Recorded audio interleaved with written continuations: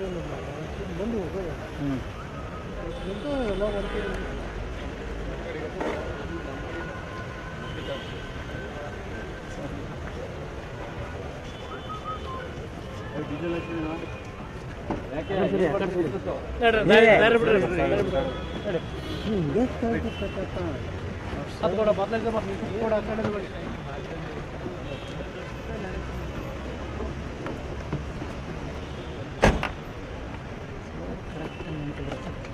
ಅಡ್ಡ ನಿಂತ್ಬಿಡೋದು, ಮುಂದೆ ಹೋಗ್ಬಾರ್ದು. ನಿಮ್ಮವ್ರೊಬ್ರು ಯಾರು ಸೀರಕ್ಕೆ ಬರ್ತಾರೆ ಸರ್, ತಾವು ಮೂವಲ್ಲ ಸರ್. ಅವ್ರು ಹೆಂಗೆ ಹೋಗ್ತಾರೆ ಇನ್ನೊಂದು ಗಾಡಿ ಬೇಕಲ್ಲ ಸರ್. ಮತ್ತೆ ನೀವು ಸೀಟ್ ಹಾಕ್ಯಂತ ಗಾಡಿ ಅವ್ರ ಗಾಡಿ ಮುಂದೆ ಹೋಗಿ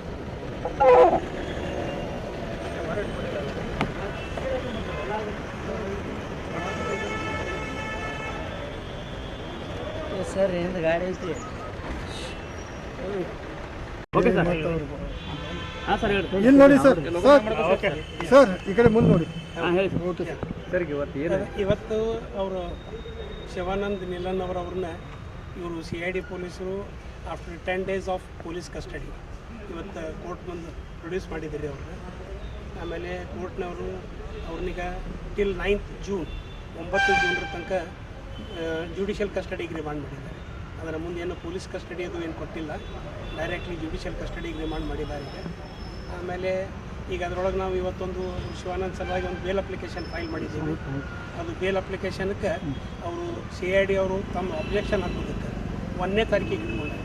1st ಜೂನಕ್ಕೆ ಅವರು ಅಬ್ಜೆಕ್ಷನ್ ಹಾಕಿದ್ರು ಅಂತಂದರೆ ಅವತ್ತು ಅದು ಬೇಲ್ ಅಪ್ಲಿಕೇಶನ್ ಮೇಲೆ ಹಿಯರಿಂಗ್ ಆಗುತ್ತೆ. ಹಿಯರಿಂಗ್ ಆದಮೇಲೆ ನೆಕ್ಸ್ಟ್ ಕೋರ್ಸ್ ಆಫ್ ಆ್ಯಕ್ಷನ್ ಕೋರ್ಟ್ನವರು ಆರ್ಡರ್ ಮಾಡೋದು ಹೆಂಗೆ ಅದನ್ನು ಬೇರೆ ಯಾರೂ ಕೊಟ್ಟರು ಇಲ್ಲಿವರೆಗೆ. 35,000 ಜನ ಅಂತಾರೆ, ಇಲ್ಲ ಅದು ಏನು ಅದ್ರ ಬಗ್ಗೆ ಏನು ಡೀಟೇಲ್ಸ್ ಇಲ್ಲ ರೀ. ಆ್ಯಕ್ಚುಲಿ ಅವರು 35,000 ಅಂತಾರೆ. ಅದ್ರ ಬಗ್ಗೆ ನನಗನ್ಸೋ ಮಟ್ಟಿಗೆ ಅಂದರೆ ಇಲ್ಲಿ ತನಕ ಏನು ಅಂದ್ರೆ ಇವೆಂಟ್ಸ್ ಡೆವಲಪ್ಮೆಂಟ್ ಆಗ್ಯಾವ ಅದನ್ನು ನೋಡಿದ್ರೆ ಅವ್ರಿಗೂ ಪೊಲೀಸರಿಗೆ ಸುದ ಐ ಡೋಂಟ್ ಥಿಂಕ್ ದಟ್ ಅವ್ರಿಗೂ ಸುದ ಎಕ್ಸಾಕ್ಟ್ಲಿ ಇಷ್ಟು ಐತಿ ಅಂತ ತಿಳ್ಕೊಂಡು ಅವ್ರಿಗೂ ಏನು ಅಂದ್ರೆ ಐಡಿಯಾ ವಿತ್ ಸರ್ಟನಿಟಿ ಅವ್ರ ಕಡೆನೂ ಏನು ಇದ್ದಂಗೆ ಅಂತೆ ಅಂತ ನಡೆದೈತಿ ರೀ. ಇದ್ರೊಳಗೆ ಒಂದು ಏನು ಇಂಪಾರ್ಟೆಂಟ್ ಥಿಂಗ್ ಏನು 35,000 ಇರಲಿ ಎಷ್ಟು ಫಿಗರ್ ಇರಲಿ, ಯಾರೂ ಇನ್ವೆಸ್ಟರ್ಸು ಯಾರೂ ಇವತ್ತಿನ ತನಕ ಅವ್ರ ಅಗೇನ್ಸ್ಟ್ ಏನೂ ಗ್ರೀವನ್ಸ್ ಎಕ್ಸ್ಪ್ರೆಸ್ ಮಾಡಿ ಎಲ್ಲೂ ಕಂಪ್ಲೇಂಟು ಫೈಲ್ ಮಾಡಿಲ್ಲ, ಏನಿಲ್ಲ. ಒಂದು ಸ್ಟ್ರೇ ಏನೋ ಕಂಪ್ಲೇಂಟು ಕಾಗವಾಡ ಪೊಲೀಸ್ ಸ್ಟೇಷನ್ದೊಳಗೆ ಫೈಲ್ ಆಗೈತೆ ಅಂತೀರಿ.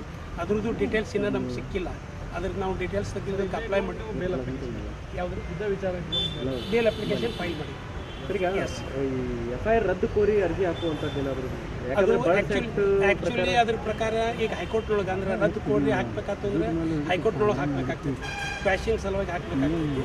ಅದು ಈಗ ನಾವು ಮೊದಲ ಅಂದ್ರೆ ನಮ್ದು ಎಂಡೇವರು ಮೊದಲು ಶಿವಾನಂದ್ ಅವ್ರನ್ನ ಬೇಲ್ ಮಾಡಿಕೊಂಡು ಬೇಲ್ ಆದಮೇಲೆ ಅವ್ರು ಹೊರಗೆ ಬಂದಮೇಲೆ ಅದು FIR ಕ್ವಾಶಿಂಗು ಮುಂದಿಂದ ಏನೈತೆ ಅದ್ರ ಬಗ್ಗೆ ವಿಚಾರ ಮಾಡಿ ಇದನ್ನು ಮಾಡಬೇಕು ಅಂತ ವಿಚಾರ.